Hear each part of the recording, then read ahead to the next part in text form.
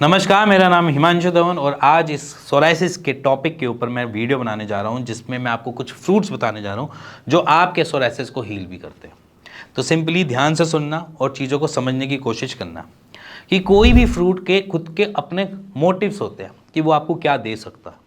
तो सबसे पहले देखना, समझना और ज़रूरी हो जाता है क्योंकि हमें भी रियलाइज़ करना पड़ता है कि कौन सी चीज़ हम इनटेक करें जिसकी वजह से मेरी इम्यूनिटी बैलेंस चले और कोई भी तिगड़म ना चला पाए अपनी, जिसकी वजह से सोराइसिस बढ़े या उसके अंदर कोई भी एडवर्स रूप देखने को मिले। तो इसीलिए कुछ फ्रूट्स हैं जिसको हम कहते हैं कि रेगुलर बेसिस पे ले सकते हो और डे टू डे की रूटीन में भी ले सकते हो। तो सबसे पहले हम गट से स्टार्ट करते हैं। देखो, गट जो है वो मेजरली हम इंपॉर्टेंट होता है हमारे इम्यून सिस्टम को बैलेंस और अनस्टेबल करने के लिए। अनस्टेबल या स्टेबल करने में मैं इसलिए बोलता हूँ क्योंकि देखो, गट अगर मेरा इन्फ्लेम्ड है या किसी भी प्रॉब्लम में फंसा हुआ है या कैसे भी उसको इश्यूज आ रहे हैं तो वो अपनी इम्यूनिटी को एकदम से ट्रिगर करता है और जब इम्यूनिटी को ट्रिगर करता है तो सोराइसिस बढ़ता है। तो इसीलिए ऑटोइम्यून डिसऑर्डर का सबसे ड्रॉबैक सिस्टम यही है कि इम्यूनिटी को हमेशा काबू में रखना। तो काबू में रखने के लिए सबसे अच्छी चीज़ है अपने गट को स्टेबल रखना। गट को स्टेबल करता है हमारे पास पपाया। नाम नोट कर लो, पपाया। पपाया इसलिए खाना जरूरी है क्योंकि वो मेरे गट को या आपके गट को या किसी के गट को भी स्टेबल रखने में बड़े ईजिली काम करता है। मोस्ट ऑफ द सोराइसिस के पेशेंट में तब भी सोराइसिस इंक्रीज होता है जब वो कॉन्स्टिपेटेड होते हैं।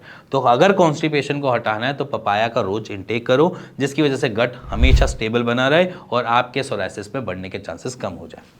अब आता है नेक्स्ट फ्रूट जिसे हम बोलते हैं कि आपकी इम्यूनिटी को बेटरमेंट करता है या बेटर अच्छे से परफॉर्म करने देता है या उसको स्टेबल रखता है। उसमें आ जाता है एप्पल। एप्पल क्यों बोलता हूँ? क्योंकि आपने भी कहावत सुनी होगी कि भैया रोज एप्पल खाओगे तो अपने डॉक्टर को हमेशा के लिए दूर रखोगे, है ना। वो इसलिए क्योंकि एप्पल आपको क्या करता है, इम्यूनिटी देता है, बट वो आपको ऐसी इम्यूनिटी नहीं देता जिसकी वजह से आपको कुछ दिक्कत महसूस हो। आपकी इम्यूनिटी को बैलेंस रखने के लिए एप्पल एक ऐसा फ्रूट है जो आपको इम्यूनिटी दे पाता है। तो इसीलिए इम्यूनिटी को बैलेंस रखने के लिए एप्पल रोज इंटेक कर सकते हैं। इसी के बाद आ जाता है एक पियर्स जो अभी नॉर्मल आज के रूटीन में आज के सीज़न में हमें मिल जाता है और पियर्स का एक ही सॉल्यूशन है कि इन्फ्लेमेशन को कम करना।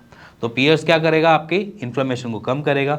इन्फ्लेमेशन कम करेगा तो आपको रिलैक्सेशन मिलेगी आपके सोराइसिस में। तो पियर्स आप रोज इंटेक कर सकते हैं।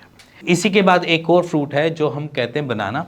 बनाना में हमें सबसे पहली चीज़ मिल जाती है जिंक, विटामिन डी, जो हमारी बॉडी को रिक्वायरमेंट होती है, हमारे लीवर को रिक्वायरमेंट होती है, हमारी बॉडी को स्टेबल बनाने में रिक्वायरमेंट होती है। इसी वजह से बनाना इंटेक करने के लिए बोला भी जाता है।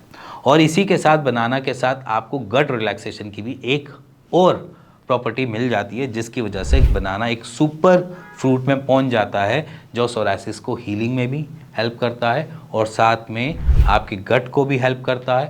थर्ड, आपको जो डेफिशिएंसी हो रही होती है विटामिन डी या जिंक की, वो भी एनरिच कर देता है। इसी के बाद आ जाती है एक पोमेग्रेनेट की। पोमेग्रेनेट आपके पिगमेंटेशन स्किन की उसको एनरिच करने की कोशिश करता है और आपके सोराइसिस को भी हीलिंग में हेल्प करता है। पोमेग्रेनेट मतलब अनार। अनार आप रोज़ खा सकते हैं, उसमें भी हेल्प मिलती है आपके सोराइसिस को रिकवर करने में और स्किन सेल्स को बढ़ने में भी।